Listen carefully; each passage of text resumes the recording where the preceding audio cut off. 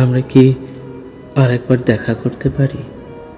না, কোনো অভিযোগ নিয়ে না, শুধু একটু চুপচাপ বসে থাকার জন্য, যেখানে কথাগুলো জোর করে বলতে হবে না, চোখের ভাষায় বুঝে নেবে সব কিছু, যেখানে কেমন আছো প্রশ্নটার ভেতরেই লুকিয়ে থাকবে হাজারটা না বলা কথা। আমরা কি আরেকবার দেখা করতে পারি?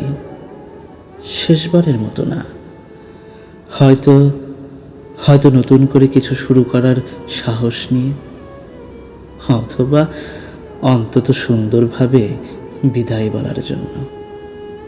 কারণ কিছু গল্প অপূর্ণ রেখে দিলে খুব কষ্ট দেয়, আর কিছু দেখা জীবনটাকে একটু হালকা করে দেয়, হালকা করে দেয়।